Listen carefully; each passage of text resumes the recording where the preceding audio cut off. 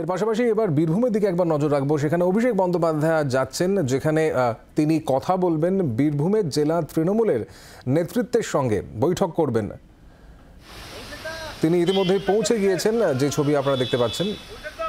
বীরভূমে অভিষেক বন্দ্যোপাধ্যায় তারাপীঠে প্রথমে এসেছেন। তিনি তারাপীঠেই তার একাধিক বৈঠক রয়েছে জেলা নেতৃত্বের সঙ্গে। আমাদের সঙ্গে সরাসরি এই মুহূর্তে আমাদের সঙ্গে রয়েছেন প্রতিনিধি প্রবীর চক্রবর্তী। প্রবীর, অভিষেক বন্দ্যোপাধ্যায় পৌঁছে গিয়েছেন, অত্যন্ত তাৎপর্যপূর্ণ, কারণ এর আগে ছোট বড় যত ভোটই হোক সংগঠন সামলেছেন অনুব্রত মণ্ডল। সেই জায়গা থেকে এবার অভিষেক বন্দ্যোপাধ্যায় জেলা নেতৃত্বের সঙ্গে তিনি বৈঠকে বসছেন।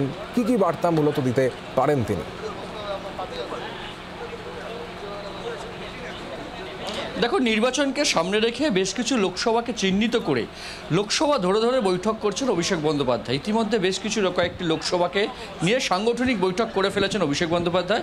আজকে তিনি এই মুহূর্তে বীরভূমে যে দুটি লোকসভা রয়েছে, বীরভূম এবং বোলপুর, এই বীরভূম এবং বোলপুর লোকসভা কেন্দ্রের যারা নেতৃত্ব রয়েছেন, বিশেষ করে এক জেলার যারা কোর কমিটিতে রয়েছেন তাদেরকে নিয়ে একটি বৈঠক। পরে বীরভূম এবং বোলপুর এই দুইটি লোকসভা কেন্দ্রের যা নির্বাচনী যে কমিটি রয়েছে সেই কমিটির সঙ্গে বৈঠক রয়েছে অভিষেক বন্দ্যোপাধ্যায়ের। মূলত এই সাংগঠনিক বৈঠকগুলোতে দেখা যাচ্ছে যে অভিষেক বন্দ্যোপাধ্যায় তিনি প্রথমত যে সংগঠনকে শক্তিশালী করা, বিশেষ করে যে সমস্ত লোকসভা কেন্দ্রগুলোতে একটু সাংগঠনিকভাবে এই মুহূর্তে দুর্বল। যদি তুমি কুচবিহার দেখো, কুচবিহারে গিয়েছিলেন অভিষেক বন্দ্যোপাধ্যায়, সেখানে তিনি বলে এসেছেন যে সবাই মিলে একসঙ্গে লড়াই করতে হবে এবং কুচবিহারে ভালো ফল করতে হবে। বীরভূম জেলা তিনি আজকে কারণ এই জেলা যিনি সাংগঠনিক যা সমস্ত কাজকর্ম সামলাতেন অনুব্রত মণ্ডল, তিনি এই সময় হেফাজতে রয়েছেন। সেই জায়গায় দাঁড়িয়ে বীরভূম এবং বোলপুর এই দুটি লোকসভা জিততে মরিয়া তৃণমূল কংগ্রেস। 2014 বলো 2019 বলো এই লোকসভাগুলোতে ভালো ফল করেছে তৃণমূল কংগ্রেস। 21 বিধানসভা নির্বাচনেও 10টি বিধানসভা জিতেছে তৃণমূল কংগ্রেস বীরভূম জেলার। সুতরাং 2024 এই দুটি লোকসভা ধরে রাখতে একদম মরিয়া বলা যায় তৃণমূল কংগ্রেস। সেক্ষেত্রে দাঁড়িয়ে সাংগঠনিক দিক থেকে বিশেষ করে অনুব্রত মণ্ডলহীন বীরভূমে যাতে কোথাও সমস্যা না হয়, সব দিক খতিয়ে দেখা এবং কোথায় কি সমস্যা রয়েছে, কোন কোন কাজ করতে হবে, প্রচারে কোথায় জোর দিতে হবে, কোথায় কোথায় সাংগঠনিক ঘাটতি রয়েছে, সমস্ত কিছু খতিয়ে দেখতে কিন্তু আজকের এই বৈঠক।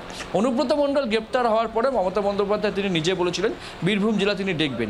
পরে একটি কোর কমিটি করে দিয়েছিলেন জেলার বেশ কিছু শীর্ষ নেতৃত্বকে নিয়ে। সেই কোর কমিটির সঙ্গে প্রথমে বৈঠক, তারপরে নির্বাচন কমিটির সঙ্গে বৈঠক। সুতরাং সমস্ত দিকে নির্বাচনের অনেক আগেই একদম সাংগঠনিক বৈঠক করে সংগঠনকে আরও মজবুত করা, সংগঠনের কোথাও যেন কামতি না থাকে, নির্বাচনের দায়িত্ব বন্টন করে দেওয়া, এই উদ্দেশ্যগুলো নিয়েই অভিষেক বন্দ্যোপাধ্যায় বেশ কিছু লোকসভাকে চিহ্নিত করে বৈঠক করছেন। আর আজকে বীরভূম জেলার বৈঠক, বীরভূম এবং বোলপুর দুটোই তৃণমূল কংগ্রেসের দখলে এবং সেক্ষেত্রে দাঁড়িয়ে পুনরায় সেই আসনগুলো যাতে তৃণমূল কংগ্রেসের কাছেই থাকে, তার জন্য সাংগঠনিক যাতে কোথাও কোনো দুর্বলতা না থাকে, সবাইকে একত্রিত করে মাঠে নামানোর জন্যই আজ এই বীরভূম জেলা আজকে বৈঠক করছেন অভিষেক বন্দ্যোপাধ্যায়। এবং নিজেদের মধ্যে যদি কোথাও কোনো সমস্যা থেকে থাকে, গোষ্ঠী সমস্যা, সেই সমস্যা মেটানো কিন্তু এই বৈঠকের অন্যতম লক্ষ্য বলে মনে করা হচ্ছে।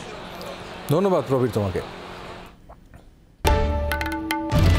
বাংলার আওয়াজ, বাঙালির আবেগ, জি 24 ঘন্টা।